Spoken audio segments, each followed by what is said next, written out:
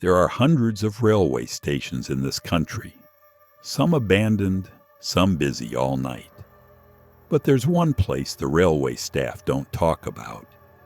A place where people vanish between platforms, where the ticket machine prints tickets to nowhere. And if you stand on the far end of the platform after midnight, they say you'll see him, the conductor who never left. This is the story of the most haunted railway station I wish I'd never stepped foot in. I'd heard about Moss Hollow Station my whole life. It's not on any tourist map, just a tired old stop outside town where the tracks split and fade into the woods. Locals say the station was built over something older, an old burial path, a forgotten graveyard. No one really knows. Last summer I decided I'd see it for myself. I packed a flashlight, my old camera, and took the last evening train out of the city. By the time the train slowed to a stop, the sun was already gone, just a dull strip of purple sky behind the trees. The platform was cracked and overgrown. Rusted signs creaked in the wind. The only light came from a flickering lamp by the waiting bench, buzzing like a trapped fly. There were no other passengers. No station master, no ticket booth open, just me in the hush of the trees pressing close around the tracks. I stepped off the train. The doors hissed shut behind me, and just like that, the train pulled away, leaving me alone. I should have turned around right then, but I didn't. I crossed the cracked platform, my boots crunching gravel louder than they should have. Every sound bounced back at me. The wind through the broken fence, the metal sign squealing on its rusted hook. Near the end of the platform stood the old waiting room, a squat brick building with grime-black windows and a sagging roof. I tried the door. It opened with a sigh, hinges groaning like they hadn't moved in years. Inside, the air was stale and heavy, thick with the smell of mold and old wood. Rows of wooden benches faced the far wall where a timetable was pinned up, yellowed, dates long faded. A single bulb overhead flickered weakly, but it didn't help much. On the far bench sat an old leather suitcase, buckles rusted shut, a broken handle. I nudged it with my boot. It felt heavier than it should have been, but when I tried to lift the lid, it wouldn't budge. That's when I heard it, faint, like a whisper behind the walls. A scratch, then a shuffle, then nothing. I froze, ears straining. The wind?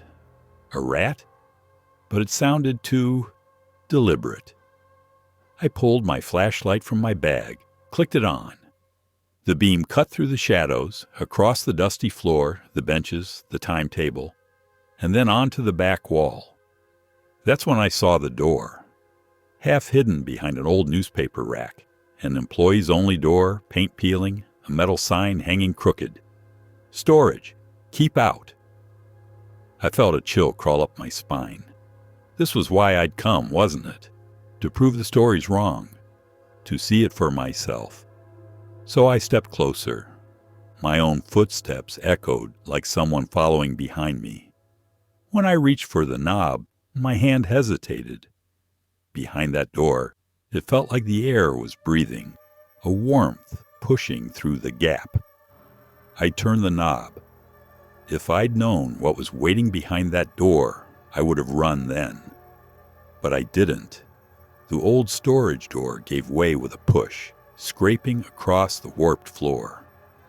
My flashlight beam flicked over cracked tiles, rusted metal shelves stacked with cardboard boxes and dusty crates. It smelled wrong in there, like old oil and damp earth, but underneath that was something sharper, like burnt hair. I stepped inside, careful not to knock over the old broom leaning against the doorframe. The moment I crossed that threshold, the air felt thicker, almost like the room was holding its breath. I swept my light around. Shelves lined the walls, old lanterns, stacks of yellowed railway schedules, a broken ticket printer half buried under rotting blankets.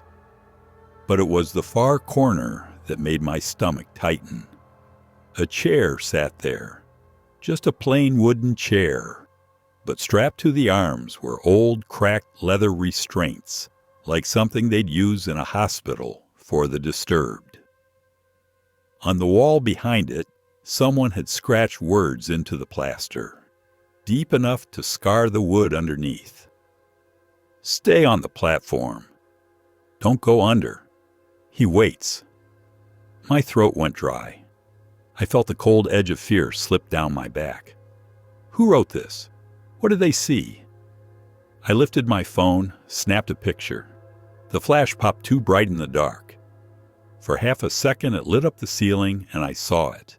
A dark patch, like soot or old blood, spreading in a circle directly over the chair. I forced my eyes away. Near my foot was a crate with faded writing. Lost and Found, 1962. I nudged the lid open with my boot. Inside were broken toys, a moldy scarf, and a child's shoe. Everything smelled of damp wood and rust.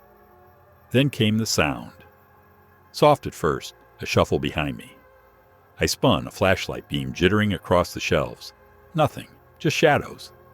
I held my breath, listening. Silence. And then, click. The light overhead flicked on. For a split second, the room glowed in harsh yellow. The chair, the writing, the soot above. Then pop. The bulb died, plunging me back into black. In that second of light, I swear I saw a shape at the doorway.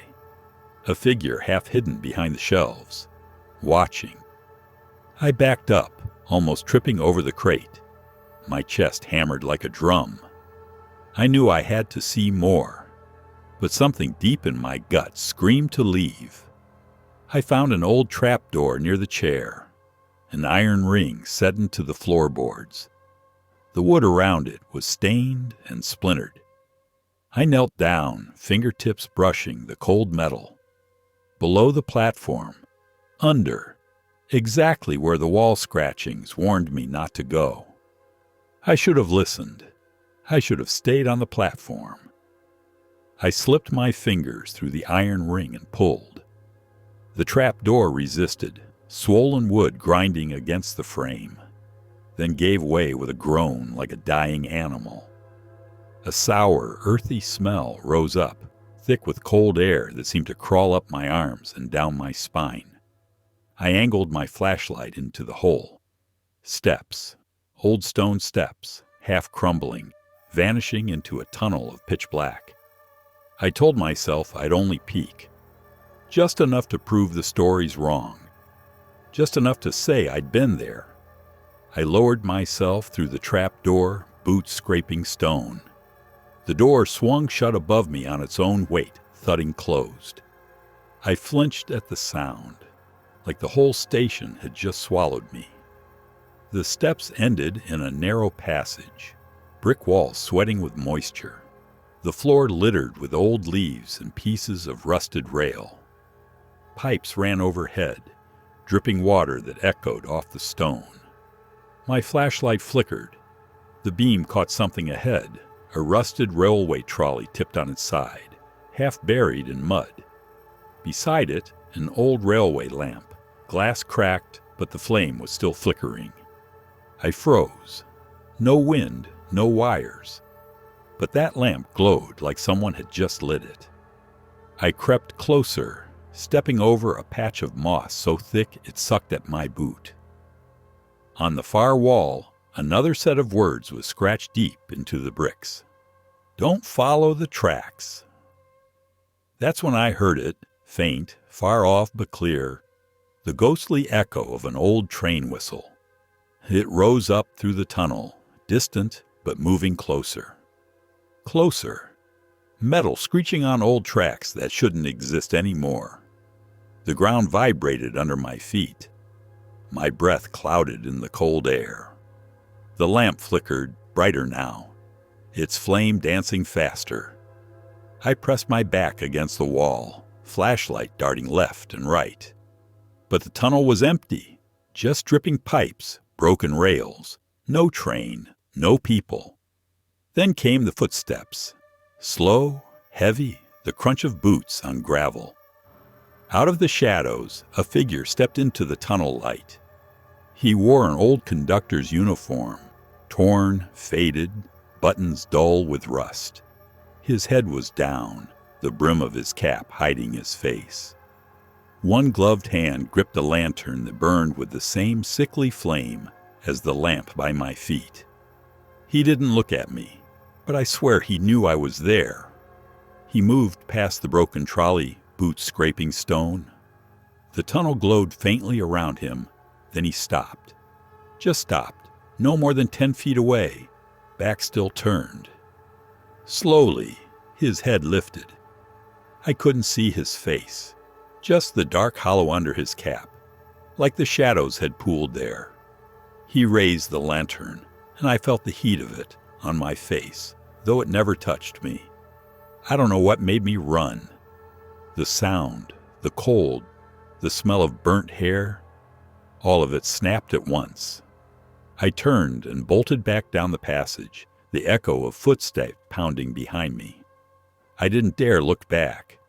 The walls closed in, the ground shifted under my boots, but I kept going, gasping, heart slamming like it would burst. When I saw the trapdoor's outline above me, I climbed the steps 2 at a time, shoulders slamming the wood until it flew open.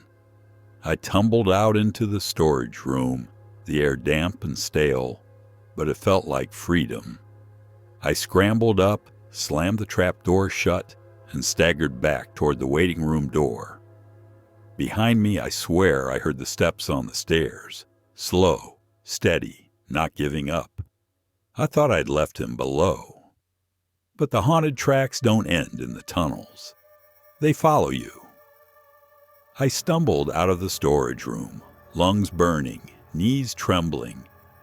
The air in the old waiting room felt warm compared to the tunnel's breath, but I could still feel that cold clinging to my skin. Outside, the night had grown deeper. Fog pressed in around the platform, swirling under the broken lamps. Somewhere down the tracks, a low rumble shivered through the rails. No lights, no whistle, just the ghost of an engine that never stopped running. I rushed toward the edge of the platform, eyes darting for any sign of life, a train, a car, anything to pull me out of this nightmare. But the station was empty. Just me, the mist, and the echo of footsteps that didn't match mine. Behind me, something brushed the old timetable on the wall, pages fluttering, though there was no wind. I turned. The old conductor stood there, half in shadow, lantern in hand, face still hidden beneath the brim of that decaying cap. His other hand lifted slowly, pointing down the tracks. Not at me, but past me, into the dark where the rails vanished into trees. I didn't move, couldn't. The fog around him shifted like smoke, curling into the shape of that trapdoor, the tunnels, the chair, the words. Don't go under, repeating in my head like a prayer too late to matter. He took one step forward, then another. The lantern flame swelled, casting the walls in long, twitching shadows. I stepped back, heel hanging off the platform's edge. My foot slipped on the cold metal rail behind me. In that second, the lantern light flared so bright it felt like daylight. And for the first time, I saw his face, or what was left of it. Sunken skin, hollow sockets leaking blackness, a smile that didn't belong to any living man. Then, the whistle. Loud, right in my ear, a scream of iron and steam. I stumbled back, hit the ground hard. My flashlight skittered off the platform, spinning into the tracks below. I scrambled to my feet, heart ready to split my ribs. I ran, through the mist, across the cracked concrete, back to where the tracks turned toward town. I didn't stop to look back. I didn't listen to the steps. Somewhere behind me, the whistle faded, swallowed by the trees. The fog thinned, the night air turned warm again, like none of it had ever happened. But when I reached the crossing near the old station sign, I found something stuck under my boot. I picked it up, a rusted old ticket, damp with dew. The stamped date? Tonight's date. The destination? Nowhere. I never went back. But sometimes, on cold nights when the wind is just right, I swear I hear that whistle. They say some trains never stop. Some tickets are punched forever. And Moss Hollow Station? It's waiting for the next fool to stand on that platform, alone.